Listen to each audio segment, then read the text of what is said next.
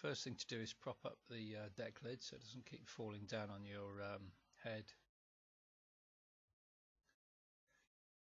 We've removed the air cleaner from the throttle body, which is the thing that looks a bit like a carburetor. And later on we're going to undo the clamp that holds the alternator to the pedestal, take off the two electrical connections. Before you start any of this, you should disconnect the battery. We're going to undo the two top 10mm bolts on the plate that holds the alternator to the fan shroud, and also the bottom two, which are almost impossible to reach. And we're going to take the pulley off. So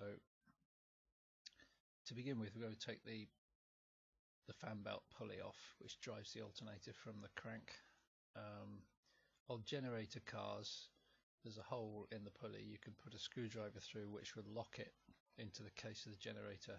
I can't actually find anything like that on this Mexican Beetle fan, so I've jammed it into the side of the alternator just a tiny bit, not obviously touching the coils inside, and hopefully we can undo the nut and the pulley will come apart. The pulley is in two halves separated by shims, and the spare shims that you're not using are between the nut and the front part of the pulley. This is so by adjusting the shims you can make the pulley a little bit narrower as the fan belt wears to get the tension right, because unlike a normal alternator you can't move the alternator to adjust the fan belt tension. Here's the front half of the pulley removed, and you can see there's a couple of shims between the nut and the pulley, and there's about 8 shims between the two halves of the pulley, and that's because the fan belt is relatively new and therefore relatively wide. So we need to remind ourselves in some way of all this when we put it back together. So I'm going to take everything off and thread them all onto a piece of wire to preserve everything in the correct orientation. So here you are, piece of wire, all the shims threaded through, so I know how many I've got on each side when I come back to reassemble the whole structure.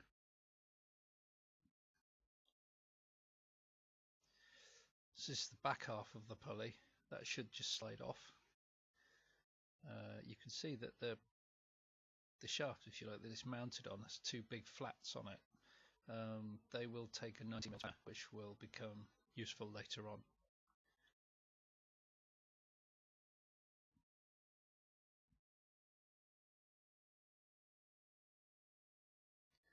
So we're just making a bit of space now to undo the top two bolts that hold the mounting plate onto the tinware, onto the fan shroud. So one of the leads pulls off the alternator, the other one is held on with a 10mm nut. I'm going to remove this piece of tubing just temporarily to make a bit of room to reach these bolts I was talking about, and we'll just tuck some of the wiring up out of the way.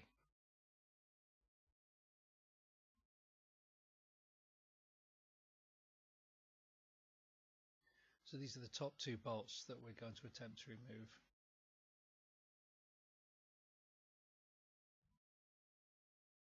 Now the one at the bottom right is really tricky, but you can see just about in the middle of this view, behind my pen torch, there it is. There's a 10mm bolt head sitting right behind the inlet manifold to the right hand bank of cylinders. So we could just about get a ring spanner in there. Here is the ring spanner in, and I'm holding it from popping off by bracing it with a large screwdriver against the inlet manifold, just pressing gently. So we can turn about an eighth of a turn each time, so tedious, but you can get it off. You can reach underneath the inlet manifold with your fingers, and the tips of your fingers you can grab the bolt head and just remove it rather than have it disappear forever into the bay. So now we're left with the bottom right bolt on this mounting plate. So we've removed some of the vacuum pipes, and you can see you can actually get your hand just under the inlet manifold tubes on the left, which means with the tips of your fingers you should just about be able to feel the bottom left bolt head. you can't actually see it at all, so this is all done by feel. And just reach over the top, so again, feeling from underneath, you should be able to locate a ring spanner onto the bolt head. So here we've got a ring spanner on the bolt head, and you can see if we push it down counterclockwise, we can undo the bolt about 1/8 of a turn at a time. Really, really tedious, but not absolutely impossible to do.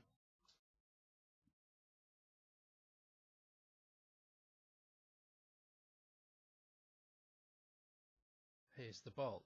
This clip was taken about half an hour later, so it's taken me half an hour to get this one bolt up. Real pain, but it can be done. So we reach underneath and feel the spanner head, and then we put the spanner down from the top. So next thing we're going to do is undo the two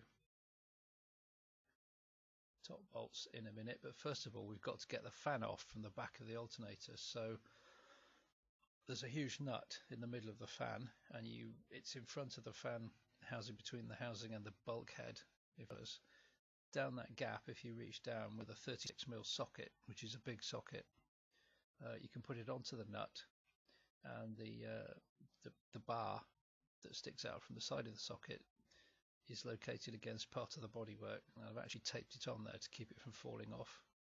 So if I put a 19mm spanner onto the end of the alternator on those two flats I mentioned, in theory, according to several people I've looked at the writings of on the web, I should be able to turn it and the nut will come off on the back of the fan. Of course, in my case it wouldn't turn. The nut isn't actually held on that tight. It's not supposed to be torqued up that tight, but mine is. It's probably never been taken off. So I destroyed the Woodruff key on the this end of the alternator and wrecked the pulley. So I've just welded the damn thing on, put the spanner back on, and a breaker bar 3 feet long, and with enough pushing and swearing I managed to crack the nut on the back that holds the fan on. I put plenty of penetrating fluid onto that fan nut as well,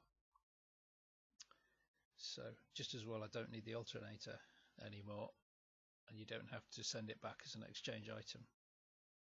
And I think I need to do pulley as well.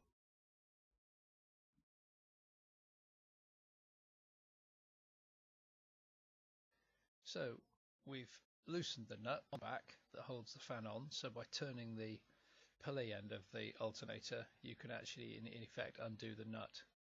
This is a photo of the 36mm socket and the bar that was down the back of the fan housing on the center nut of the cooling fan, between it and the bulkhead.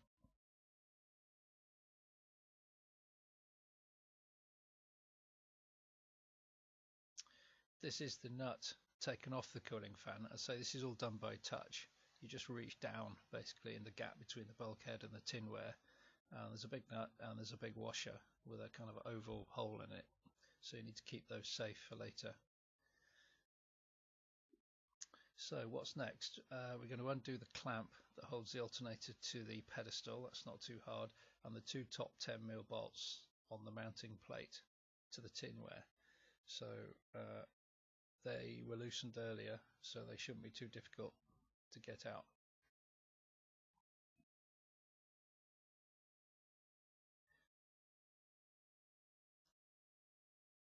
Here we've removed the deck lid completely. What's happened is I can't quite get the alternator out because the center shaft still pushes through the center of the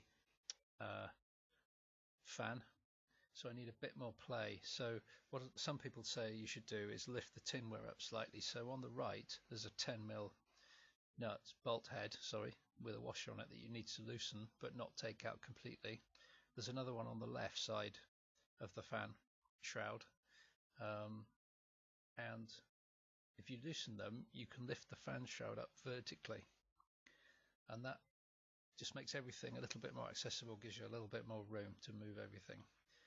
Before you do that, you've got to take all the wiring off the fan shroud. You haven't got to remove the wiring loom, just loosen it up a bit so you can lift the fan shroud up a couple of centimeters It's just held on by clips. Just loosen the clips.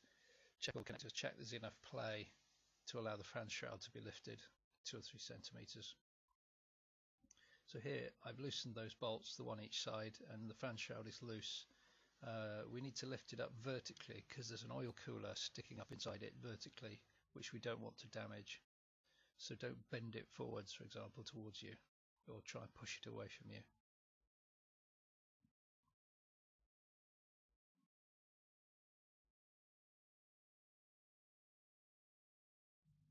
Right, so I've lifted the left side up just a bit, and I've just wedged a bit of old radiator hose in there to keep it up about 2 or 3 centimeters. And it's given us just enough play to pull out the alternator and its mounting plate from the fan shroud, so there's a gap. And if you look down here with a pen torch, you can see the shaft is about to come out from the center of the fan, which is the big drum shaped thing, and there's a couple of shims on there which are very small, and we really don't want them to just fall off and drop down inside the engine. So what I've done, I fished them out with a pair of medical forceps, which are really handy for this sort of thing, and they self-lock. Although they're medical, you can actually get them from some car shops because they're just great for reaching into very difficult spots. So now here we are lifting the alternator out with the backing plate still attached, and finally we've done it. This is about 3 hours later from when I began. You need the kneeling cushion because after 3 hours your knees really start to hurt leaning on tarmac. So time for a beer. Goodness knows